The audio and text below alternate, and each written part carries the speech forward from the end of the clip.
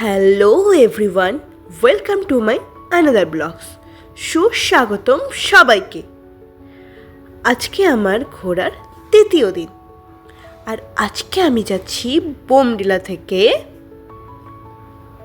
জায়গাটার নামই ভুলে গেলাম, তাওয়াংয়ে। তো গুড মর্নিং সবাইকে।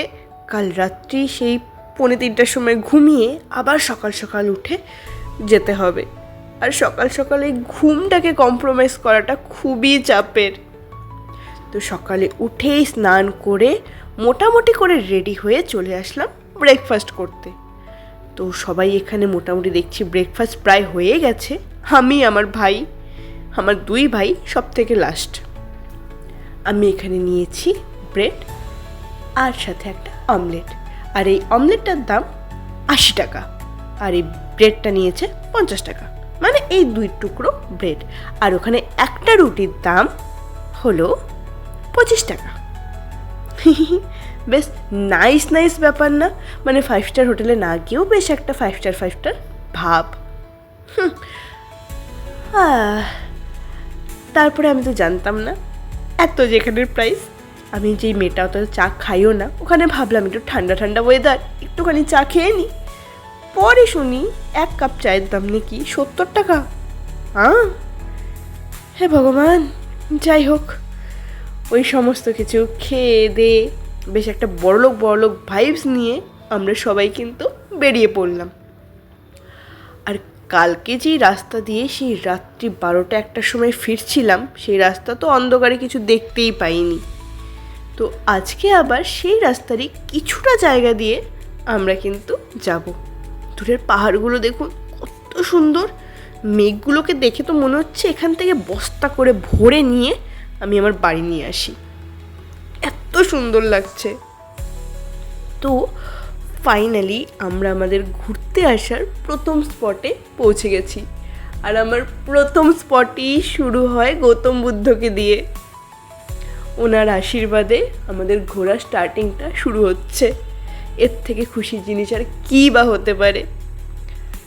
আর যে কোনো বুদ্ধিস্ট টেম্পেলের তাদের যে এত কালারফুল, এত গ্রেসফুল, এত ভাইব্রেন্ট একটা জায়গা, এত সুন্দর, হায় হায়! আমার ওখানে গেলে নিজের মন মেজাজ যতই মন খারাপ থাকুক, যাই হোক না কেন, আমার মন ভালো হয়ে যাবে। আর দিনের শুরুতেই প্রথমে গিয়েই এই বুদ্ধিস্ট টেম্পেলে, তো আমার দিনটা তো ওখানেই খুশি হয়ে গেছি আমি। আর ওখান থেকে আরেকটা দূরে পুরো সোনালি রঙের একটা গৌতম বুদ্ধের মূর্তি পুরো বড় দেখা যাচ্ছিল। मैसेज में ये हमारा ये सभी लोगों को बसा दुआ में क्या है, बसा दुआ से आने वाला है आया।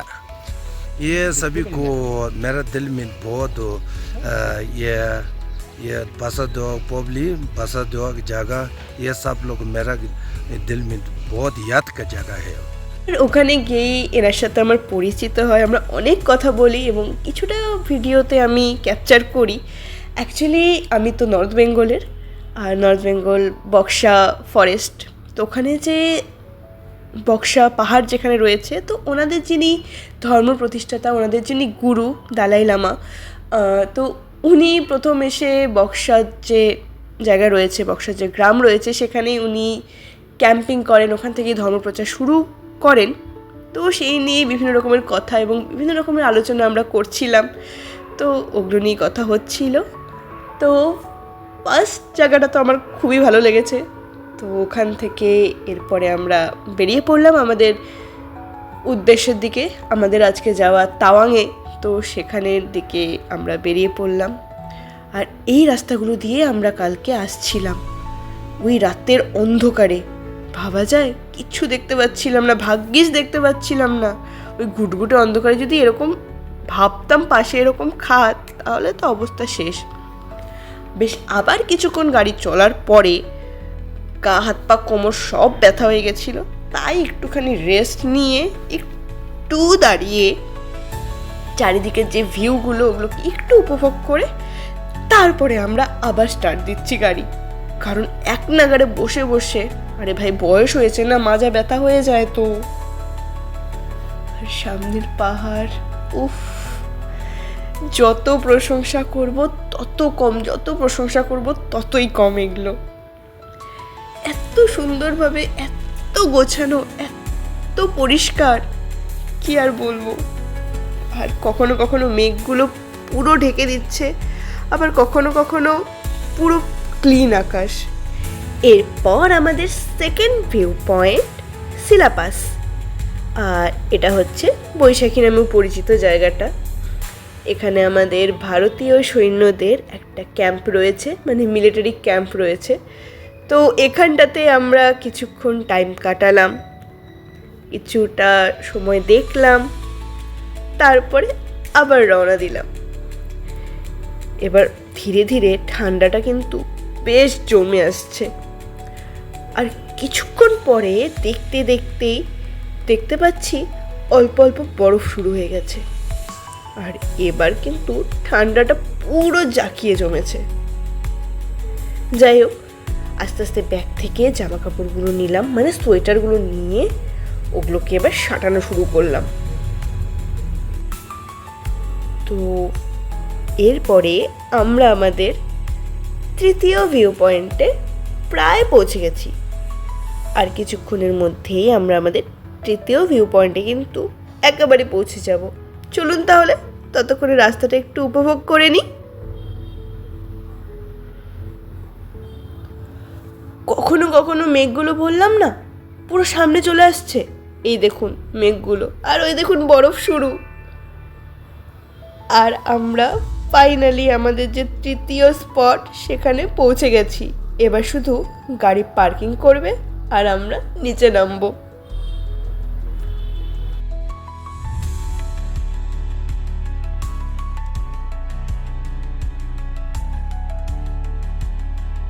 চলুন চলুন, এবার গাড়িটা পার্ক করেই নিচে নেমে গেছি। আর বললাম না এত ঠান্ডা, এখানে প্রায় এখন 1 থেকে 2 ডিগ্রি। এত কনকনে ঠান্ডা হাওয়া, হাত পা আমার পুরো জমে যাচ্ছে। আর সামনে, ব্যাগের সামনে শুধু আমি একটাখানি সোয়েটার আর একটা চাদর রেখেছিলাম, হ্যান্ড গ্লাভস, মোজা কিচ্ছু ছিল না।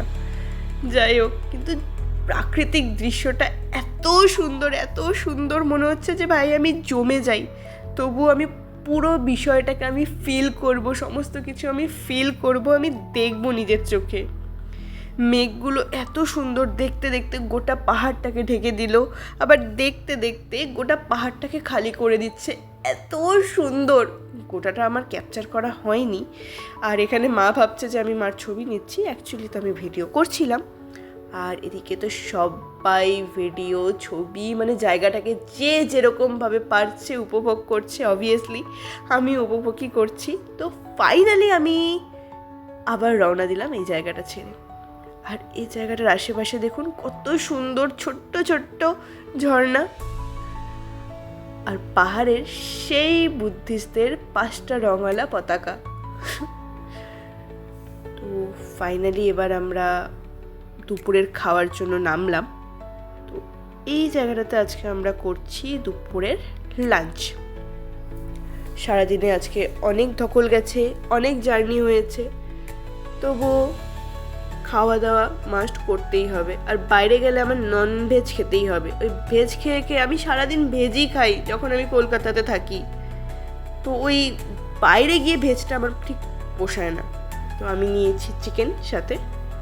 তো খাওয়া দাওয়া হয়ে যাওয়ার পরে আমাদের নেক্সট যে স্পট ছিল সেটা হচ্ছে এই সুন্দরী ওয়াটারফলটা। এখানে যাওয়ার পরে ঠান্ডাটা হয়তো সেরকম ছিল না, বাট এই যে ফোয়ারার মতো একটা হাওয়া, সেই হাওয়াতে পুরো জলের ছোটো ছোটো ছোটো ছোটো কণা, আর সেগুলো যখন আমার পুরো শরীরে এসে লাগছে, কি যে স্বর্গীয় সুখ, উফ। আর এই জায়গাটাতে আমি কথা কি বলবো, মানে এত সুন্দর, আপনারা নিজেরাই দেখুন কি সুন্দরভাবে, মানে এখানে হাওয়া এত জোরে চলছে। এদিকে দেখুন যে জলের ধারা তো পড়ছে, এবং হাওয়ার সাথে সাথে পুরো জলের বিন্দু পুরো ছড়িয়ে যাচ্ছে জায়গাটাতে। মানে মন সুন্দর করে দেওয়ার একটা অদ্ভুত সুন্দর জায়গা। আজকের প্রত্যেকটা পয়েন্ট এত সুন্দর ছিল উফ। তো অনেক ছবি তুলে আমরা এখান থেকে বেরিয়ে পড়লাম। এরপরে আমাদের আর কোথাও যাওয়া নেই, তো আমরা সোজা চলে গেলাম আমাদের হোটেলে। আর এই হচ্ছে আমাদের তাওয়াংয়ের হোটেল। এখানেই আমাদের থাকতে হবে 3 দিন। হোটেলটা বাইরে থেকে এত সুন্দর লাগছে, আর এত গাছপালা রয়েছে সুন্দর ফুলের। এই ফুলের গাছের ভিডিওগুলো আমি না হয় পরের দিন দেখাবো, কারণ আজকে অনেকটা অন্ধকার হয়ে গেছে আর এখন ভেতরে ঢুকে আমাদেরকে এন্ট্রি করতে হবে। সারা দিন গাড়িতে বসে এমনিতে তো কোমর গা হাত পা ব্যথা হয়েই গেছে। তো এখন ফাইনালি কতক্ষণে রুমে ঢুকবো, আর সব ফর্মালিটিস পূরণ হয়ে যাওয়ার পরে ফাইনালি আমরা আমাদের রুম পেলাম। তো এই হচ্ছে আমাদের রুম। 2টো বেড রয়েছে, একটা সুন্দর আয়না রয়েছে, আর কিছু বক্সও রয়েছে, সেখানে আমরা আমাদের জামা কাপড় ব্যাগ বগেরা রাখতে পারবো। একটা ছোট্ট টিভি, আর এখানে কিছু হ্যাঙ্গার, আর এই বাথরুমে রয়েছে গিজার তো অবভিয়াসলি লাগবে এই ঠান্ডার মধ্যে। আর এখন এখানে টেম্পারেচার প্রায় ওই 7 থেকে 8-এর মধ্যে, তো খুব একটা বেশি ঠান্ডা নেইও, আবার বলা চলে যে গরমও খুব নেই, মানে সুন্দর ওয়েদার। তো ফ্রেশ হয়ে এবার আমরা চা খাই, তারপরে একটু গল্প গুজব করে আমরা ডিনারের জন্য চলে আসব। তো চলুন, আজকের ভিডিওটা আমরা এখানেই শেষ করছি। আপনারা ভালো থাকবেন, সুস্থ থাকবেন। দেখা হচ্ছে পরবর্তী ব্লগে। টাটা।